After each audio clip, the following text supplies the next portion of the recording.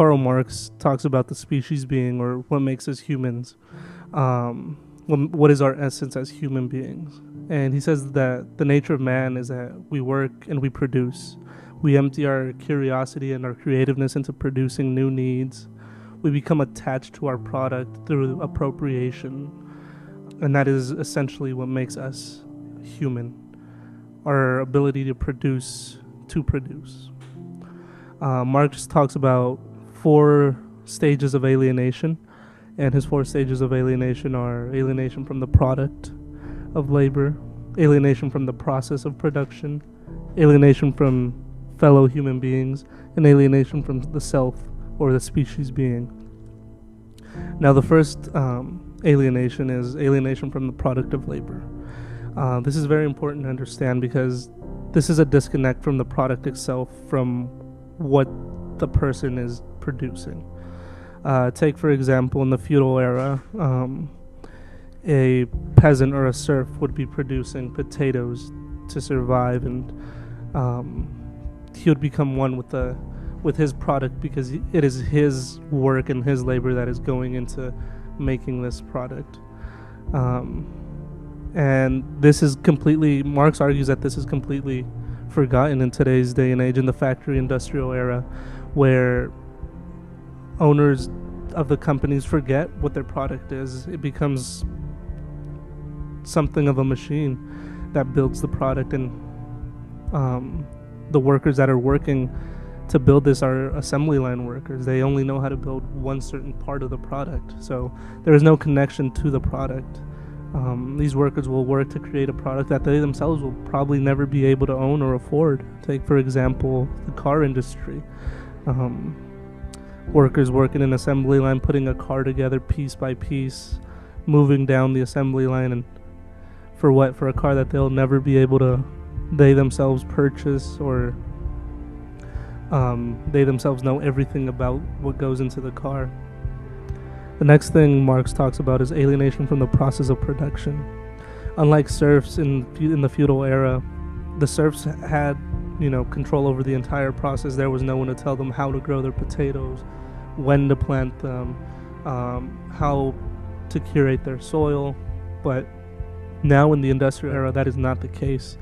You have an engineer who theoretically knows everything about how to produce this product more efficiently and the less amount of money, but that alienates the worker and the engineer and the owner from the actual process of producing this. Workers begin not only to work for the meaning of a product or because they believe in this product, but instead they just work day to day to earn their paycheck. It no longer matters what you're working as, what you're working for. The only thing that matters is the paycheck at the end of the day. The next thing Marx talks about is alienation from fellow human beings. As in the industrial era, workers begin to work longer hours to feed them their empty stomachs. They become disconnected from workers or from people outside of their workspace, find themselves having to work longer hours, take longer shifts, take day shifts, graveyard shifts to make ends meet. But at the end of the day, they do not spend time with the quality time with the people outside of their work.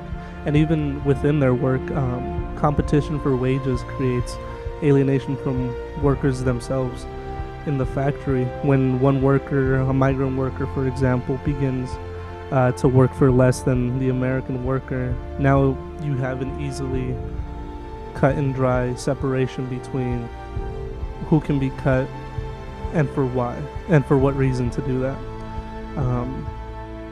Marx argues that this even happens at the corporate level, where corporate owners begin to sabotage other corporate owners so that their product is the number one seller in the market. And this in itself creates a separation from other fellow human beings. And the last and most important thing, aspect of alienation that Marx talks about is alienation from the self or the species being. Marx, like previously stated, argued that the greatest difference between us and animals was that animals create to survive, but we create to produce. We distinguish from luxury, from need, and that in itself is what makes us human beings.